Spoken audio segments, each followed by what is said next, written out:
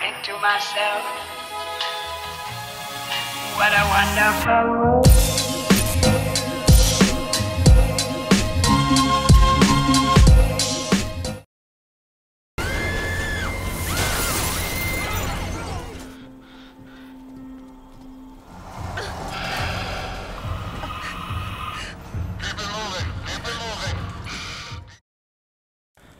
Halo semuanya, selamat datang kembali di Story Film.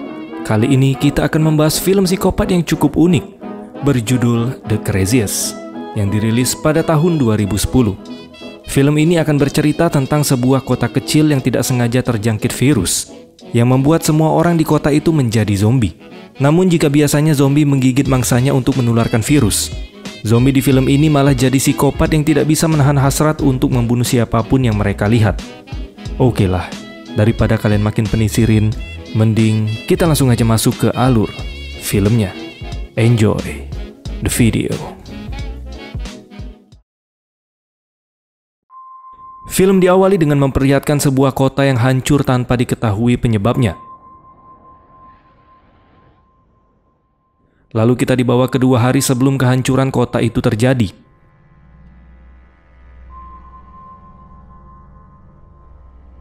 Di sini ada dokter bernama Judy yang sedang melakukan aktivitas seperti biasa.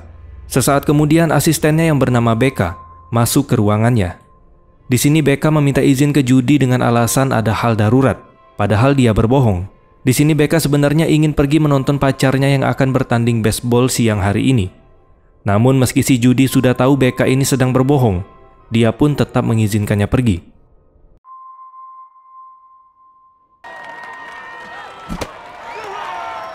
Pada pertandingan itu terlihat ada 2 orang sheriff bernama Russell dan David yang merupakan suami Judy. Kebetulan dia menjadi penjaga keamanan di pertandingan baseball tersebut.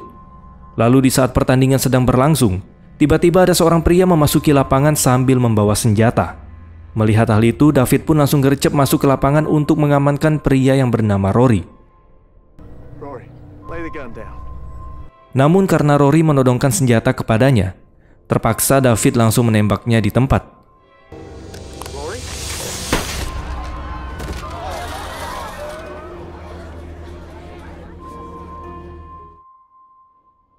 Pada malamnya David mengantarkan jenazah Rory kepada seorang petugas forensik bernama Jim untuk dilakukan otopsi.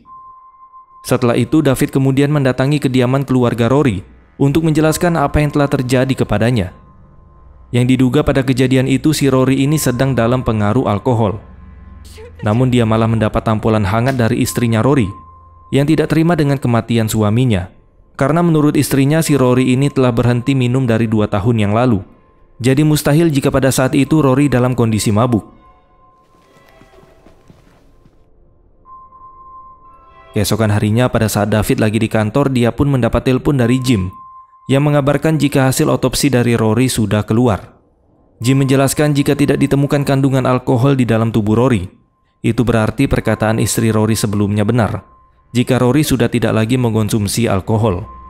Merasa ada yang aneh, David pun kembali mendatangi lapangan baseball tersebut untuk menyelidiki apa yang sebenarnya terjadi kepada Rory.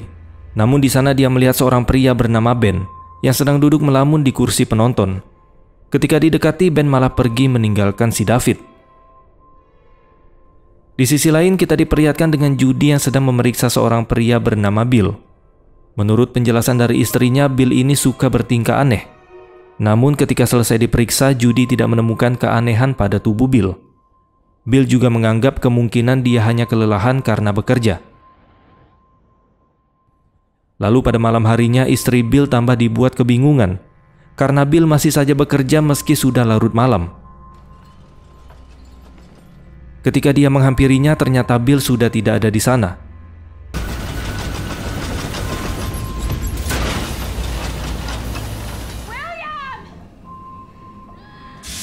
Mendengar jeritan dari sang anak, istrinya pun langsung bergegas kembali ke rumah.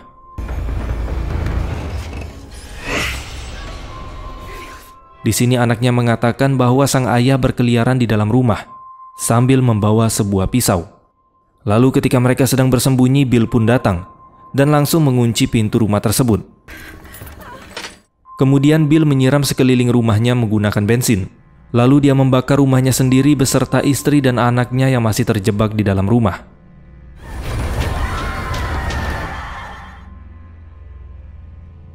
Tidak lama setelah itu David dan Judy pun datang ke sana. Berdasarkan informasi dari petugas damkar, hanya Bill yang selamat dari kebakaran tersebut. Lalu Judy pun bertanya kepada Bill apa yang sebenarnya terjadi kepada mereka. Tapi di sini Bill hanya diam seperti tidak peduli dengan apa yang sudah terjadi.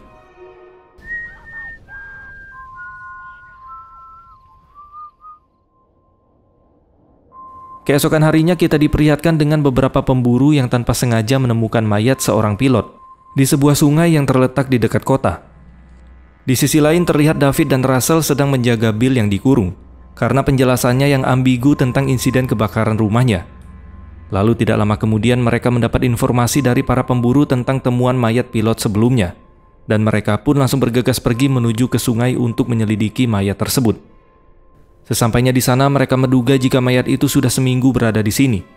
Karena temuan tersebut, Russell kembali teringat bahwa seminggu yang lalu dia pernah mendapat laporan dari salah satu warga yang mengatakan ada suara dentuman di sekitar sungai.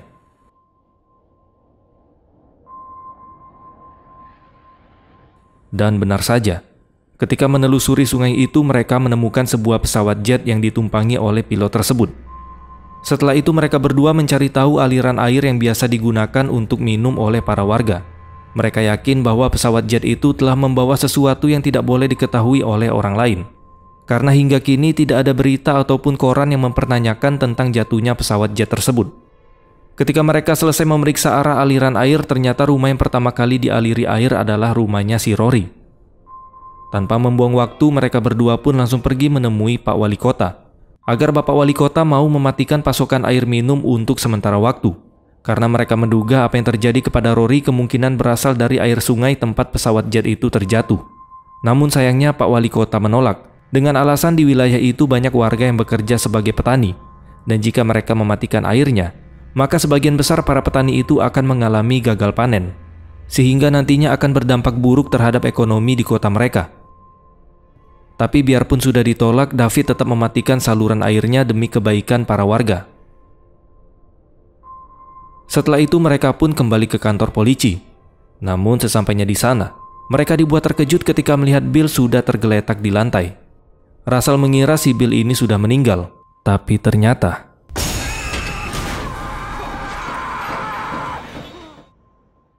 dan parahnya lagi, semua saluran komunikasi termasuk internet yang ada di kota itu telah diputus.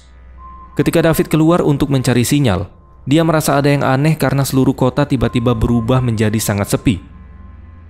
Sesaat kemudian muncul seorang wanita aneh yang menaiki sepeda ontel melewatinya begitu saja. Tidak lama kemudian David mendengar sesuatu di tempat Jim bekerja.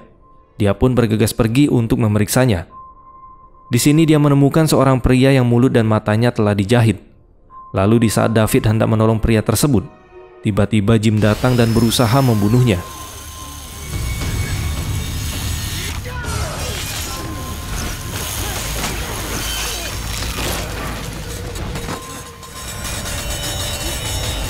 Hingga akhirnya Russell datang tepat waktu untuk mematikan gerinda yang mengarah ke David.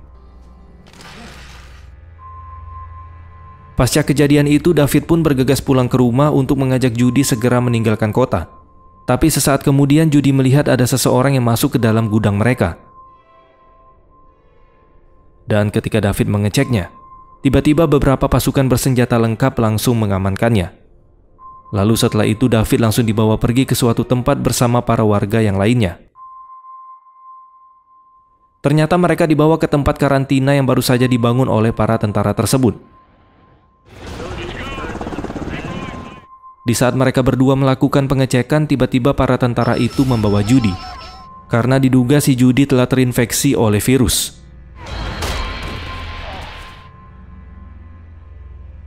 Para tentara itu lalu mengikat Judy dan membawanya pergi ke sekolah yang mereka sulap menjadi ruang isolasi khusus. Sementara itu David saat ini berada di stasiun kota, bersama dengan orang-orang lainnya yang tidak terinfeksi virus. Para tentara yang ada di sana kemudian menyuruh para warga untuk segera pergi meninggalkan kota itu. Lalu David mendapat informasi dari temannya bahwa sebelumnya ada seseorang yang terinfeksi mencoba kabur dari tempat karantina. Tapi para tentara tanpa segan menembak orang itu beserta seluruh keluarganya. Namun meskipun begitu, David tetap kekeh berniat ingin kembali untuk menyelamatkan istrinya.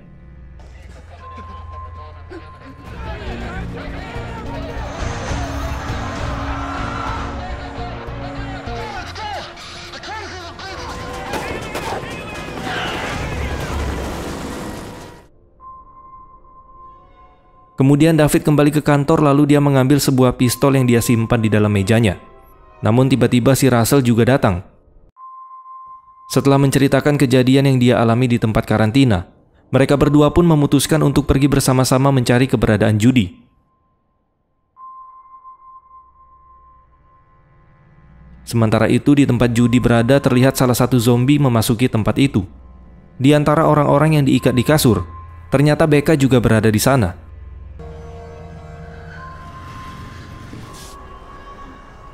Zombie tersebut kemudian mulai membunuh orang yang ada di sana satu persatu.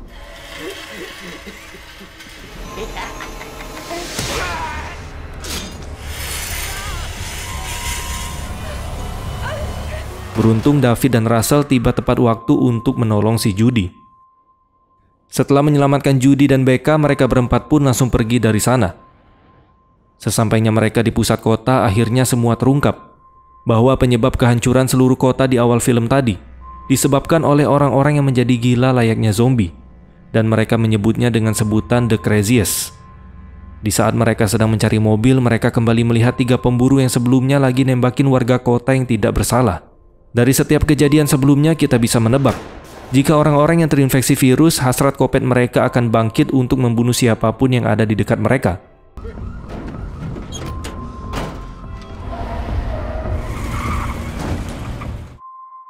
Singkat cerita, mereka pun kembali melanjutkan perjalanan. Hingga akhirnya mereka bertemu dengan pacar Becca yang bernama Scotty. Scotty. I'm so sorry. Tidak lama kemudian David mendengar sesuatu yang mendekat. Dan benar saja, beberapa pasukan bersenjata datang dan langsung menangkap ibunya Scotty. Melihat hal itu, Scotty bergegas ingin menolong ibunya. Namun para tentara itu langsung menembak Scotty karena mereka mengira Scotty telah terinfeksi virus. Kemudian para tentara itu juga langsung menembak ibunya Scotty.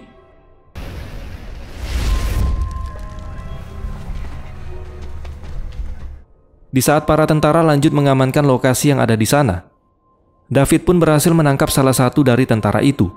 Ketika diinterogasi oleh David, ternyata para tentara itu juga tidak tahu apa yang sebenarnya sedang terjadi, karena mereka hanya menerima perintah dari atasannya untuk menghabisi warga yang masih tersisa di kota.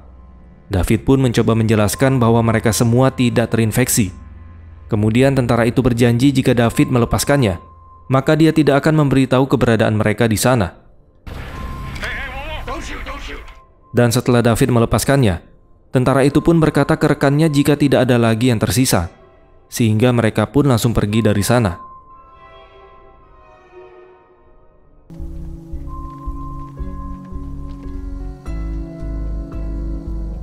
Singkat cerita, akhirnya mereka tiba di rumah David yang letaknya cukup jauh dari pusat kota.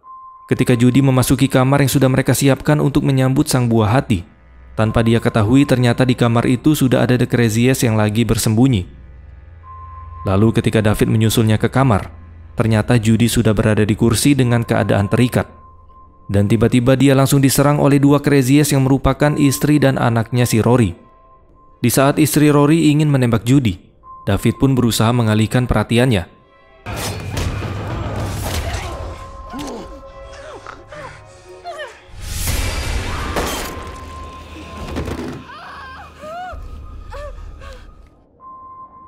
Setelah kejadian itu, mereka berniat kembali melanjutkan perjalanan. Namun sebelum pergi, Judy berkata ke David jika tingkah laku Russell mulai aneh. Sebenarnya David di sini juga sadar dengan tingkah aneh si Russell, tapi dia tetap nggak bisa ninggalin si Russell, karena Russell merupakan sahabat yang telah menyelamatkan nyawanya.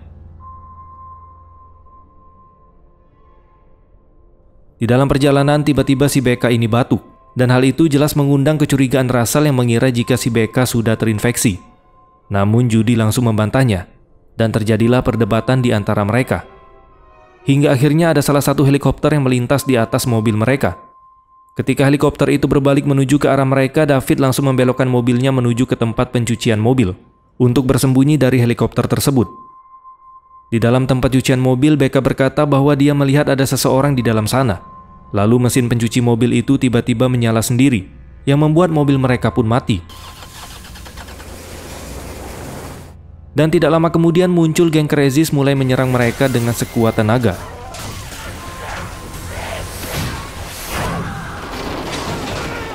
Di saat David berhasil menyalakan mobilnya, bersamaan dengan itu salah satu Crazies muncul dan langsung mengikat selang pada lehernya Becca, yang membuat Becca langsung tertarik keluar mobil.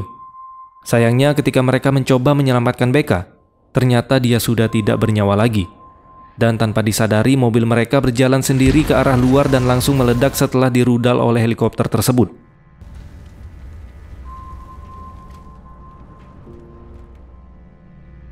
Dengan terpaksa mereka bertiga pun melanjutkan perjalanan dengan berjalan kaki. Tidak jauh dari sana mereka menemukan ada dua mobil di pinggir jalan, yang ternyata salah satu mobil itu milik si Russell yang dibawa kabur saat kekacauan terjadi.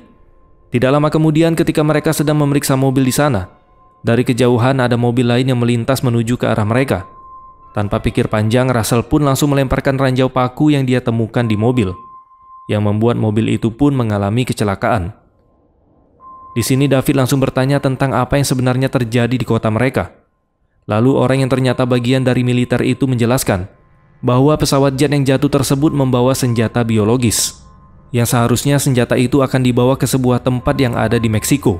Tapi sayangnya salah satu pesawat mengalami masalah dan terjatuh di kota mereka, sehingga virusnya menyebar melalui saluran air. Kemudian alasan para tentara mengisolasi seluruh kota dikarenakan mereka tidak ingin wabah virus itu menyebar dan menjadi pandemi di seluruh dunia. Pria itu juga berkata bahwa orang yang terinfeksi virus akan menjadi zombie kopet selama 48 jam, sebelum akhirnya mereka tewas keracunan. Lalu mereka pun meyakinkan pria itu bahwa mereka tidak terinfeksi oleh virus tersebut. Tapi tiba-tiba si Russell malah menembaknya, sehingga mereka kehilangan kesempatan untuk keluar dengan aman dari kota itu. Dan hal yang ditakutkan Judy pun akhirnya terjadi, yang dimana Russell ternyata telah terinfeksi oleh wabah tersebut. Lalu kemudian Russell menyuruh David dan Judy untuk terus berjalan sambil menodong senjata ke mereka berdua.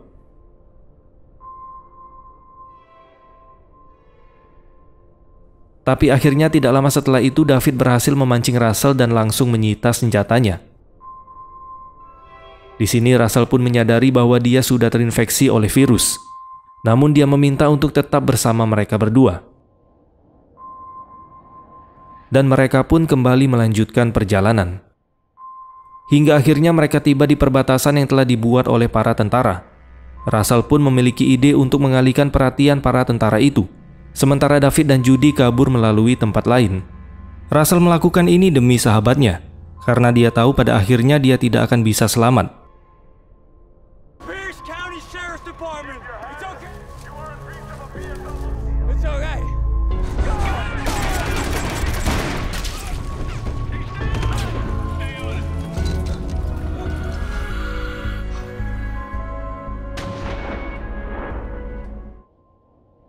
Dan berkat pengorbanan Russell, David dan Judy pun akhirnya berhasil sampai di stasiun kota. Namun ketika mereka menelusuri tempat itu, mereka kembali dibuat terkejut, karena ternyata orang-orang yang ada di sana telah dibantai habis lalu dibakar oleh pihak militer.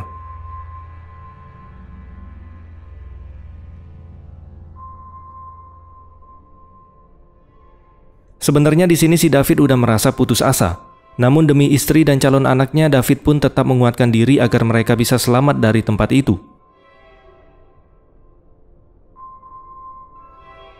Di saat David sedang mengambil beberapa makanan untuk persediaan mereka, tiba-tiba dia mendengar radio dari salah satu alat komunikasi milik tentara yang tertinggal di sana.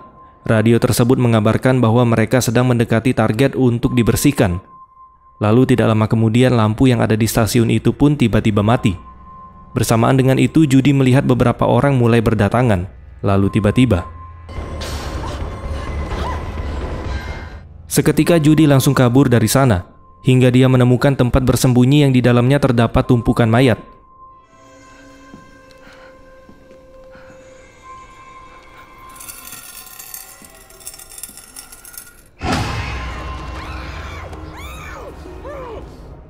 Setelah itu David langsung mengajak Judy pergi dari sana menggunakan mobil truk.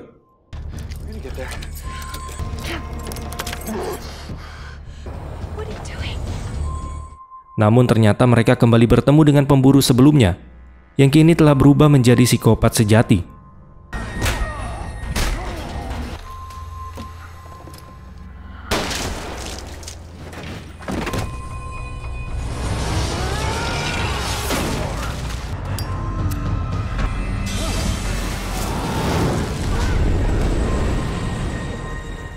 Dan mereka pun langsung bergegas pergi dari sana.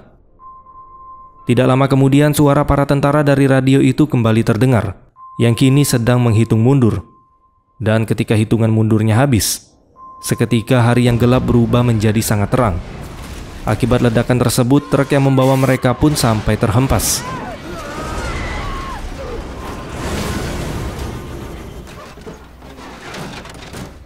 Beruntung mereka masih berhasil selamat dari kejadian itu. Lalu mereka pun melanjutkan perjalanan menuju ke kota terdekat. Dan film pun selesai. Ending yang sangat mengkopetkan. Gimana kalau wabah itu terjadi di kota kalian? Apa yang bakal kalian lakuin? Apakah kalian bakal mengungsi ke kota lain kayak warga Rohingya? Okelah teman-teman, mungkin ini aja yang bisa kita bahas pada kesempatan kali ini. Terima kasih sudah menonton dan sampai jumpa di next video.